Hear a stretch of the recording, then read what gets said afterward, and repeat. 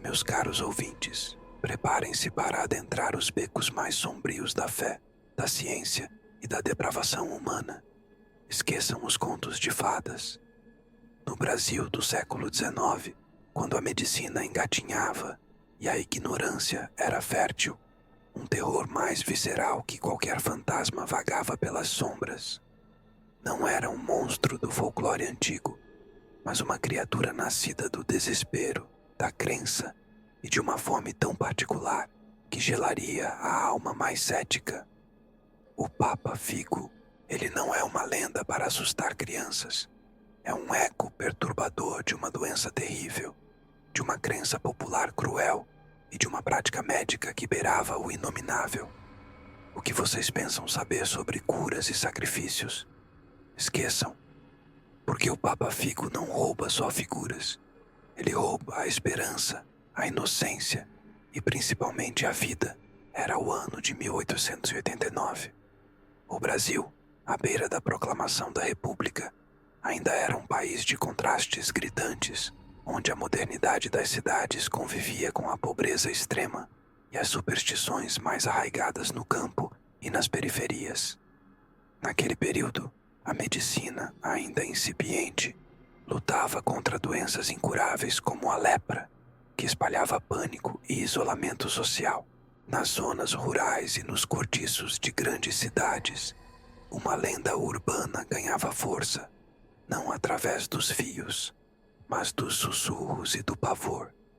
O nome Papa Figo era pronunciado com um arrepio, uma advertência para crianças desobedientes e um terror para famílias desesperadas. Naquele ano, no interior de Pernambuco, a família de uma pequena menina de 8 anos, Ana Clara, descobriu-se presa no cerco silencioso da lepra, que começou a desfigurar a pele do pai e dos avós. A cura, segundo a crença popular, era um sacrifício. Não um sacrifício de bens, mas de inocência, e a figura que poderia realizar esse ato para salvar uma vida era o Papa Figo, um homem que existia à margem da sociedade, buscando uma cura para sua própria doença de forma grotesca. As histórias diziam que ele consumia o fígado de crianças sadias, mas o que ninguém contava era a verdadeira motivação por trás de sua existência e o desespero que o empurrou para esse abismo de horror. Eu lhes digo, o que realmente aconteceu naquela época é muito mais perturbador do que a lenda. É sobre a natureza distorcida da busca por cura e salvação. Em Pernambuco, a seca mordia a terra, mas nas casas, a lepra era uma praga ainda mais implacável. José, o pai de Ana Clara, era um homem forte, um agricultor dedicado, mas a doença o estava consumindo. Primeiro, as manchas na pele, depois, a perda de sensibilidade e, por fim, a desfiguração que o isolava do mundo. A medicina oficial pouco podia fazer e a desesperança tomava conta. Foi então que a avó de Ana Clara, uma mulher de fé profunda e crenças ancestrais, ouviu os sussurros que vinham das vilas vizinhas. A lenda do Papa Figo. Não um demônio, mas um homem. Um leproso que, na sua própria busca desesperada por cura, acreditava que o fígado de uma criança sadia poderia purificar seu sangue e deter a doença. Não era uma crença comum, mas uma variante distorcida, nascida do pavor e da ignorância. Ele, por sua vez, teria sido amaldiçoado com a doença após uma vida de pecados, e só o mais puro dos sacrifícios poderia aliviar seu sofrimento. A família de Ana Clara, atormentada pela doença e pela iminência da perda, começou a ceder ao desespero. O cheiro de enxofre, que antes parecia ser um sinal de tempestade iminente, tornou-se persistente na casa, misturado ao odor peculiar de carne em decomposição e um cheiro adocicado e enjoativo, quase como um perfume de morte que parecia exalar das paredes. As noites eram preenchidas por sussurros e lamentos, que vinham dos quartos dos doentes, e a pequena Ana Clara, com sua inocência, começava a sentir o peso da escuridão. O pai de Ana Clara, outrora um homem robusto, agora se encolhia nos cantos, a pele coberta por chagas, seus olhos antes vibrantes, agora fixos em um ponto distante como se já estivesse além deste mundo. A mãe de Ana Clara, em desespero, tentava rituais caseiros, ervas e rezas, mas a doença avançava impiedosa. A avó, no entanto, tornava-se cada vez mais obcecada com a lenda do Papa Figo, buscando desesperadamente uma chance, por mais sombria que fosse. Ela acreditava que a salvação do pai de Ana Clara poderia estar nas mãos desse ser amaldiçoado. A tensão no pequeno casebre tornou-se claustrofóbica. Ana Clara, com seus 8 anos, começou a ter pesadelos. Sonhava com figuras desfiguradas que se arrastavam pela escuridão e com um homem cujos olhos eram como brasas, que a observava de longe. Ela acordava com um frio na espinha, um pressentimento que sua inocência não conseguia decifrar. O cheiro adocicado e pútrido se intensificava, e os latidos dos cães na noite eram constantes, mas diferentes, não de raiva, mas de um medo profundo. As histórias do Papa Figo se espalhavam com mais intensidade agora.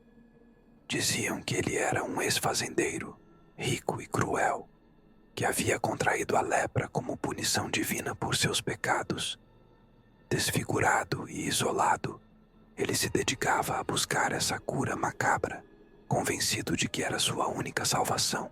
Era um homem que vagava pelas estradas empoeiradas, envolto em um manto sujo, seu rosto coberto por ataduras, revelando apenas os olhos vazios e ardentes.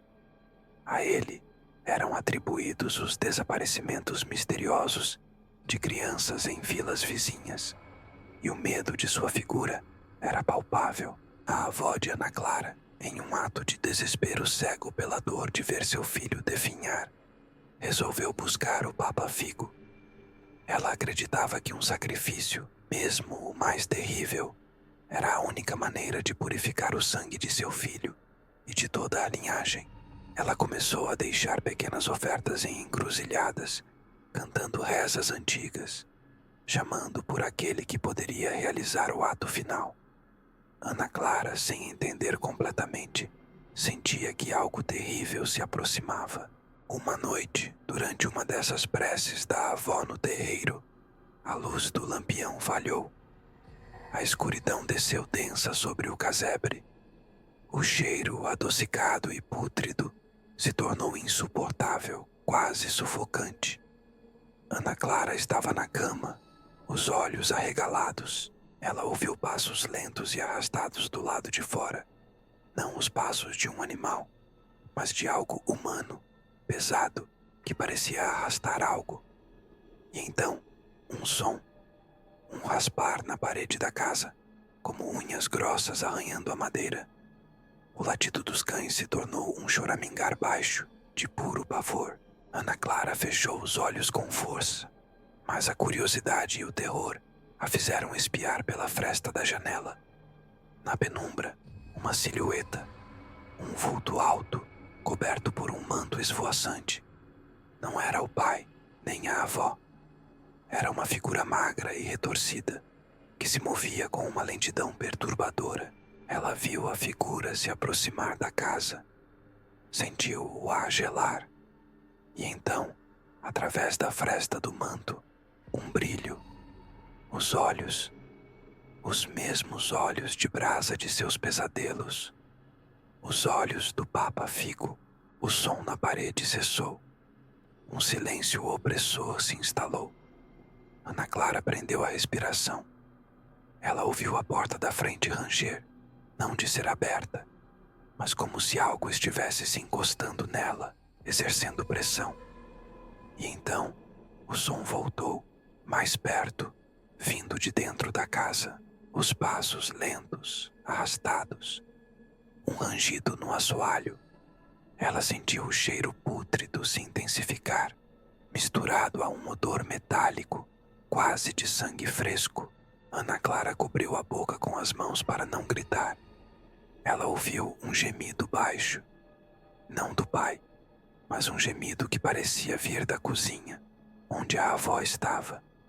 Um gemido que se transformou em um choro abafado e depois silêncio. Um silêncio pesado, mais terrível que qualquer som. Ela permaneceu encolhida, paralisada pelo pavor, até que o sol raiou e a figura lá fora se foi. Na manhã seguinte, o sol parecia mais fraco. O cheiro pútrido ainda pairava no ar. Ana Clara desceu, o corpo trêmulo, a mente confusa entre pesadelos e realidade. O pai estava no quarto, em seu leito, a doença avançando. Mas a cozinha estava imersa em um silêncio perturbador. Ela encontrou sua avó caída no chão, ao lado de um caldeirão onde ela preparava suas infusões de ervas. Os olhos da avó estavam abertos, fixos no teto, e em seu rosto uma expressão de terror paralisante. Ao lado dela, no chão, havia um pequeno pedaço de carne, escuro e úmido.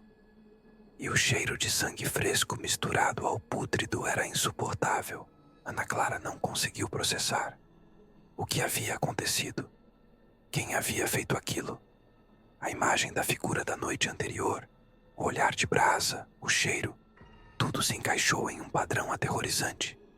Ela não compreendia a totalidade, mas o pavor a dominou. Ela recuou, tropeçando, até cair no terreiro, gritando, o som se perdendo no silêncio opressor do sertão. A família tentou explicar. Disseram que a avó havia tentado um ritual com alguma substância perigosa. Mas Ana Clara sabia. Ela havia visto os olhos de brasa. E o pai começou a apresentar sinais de melhora.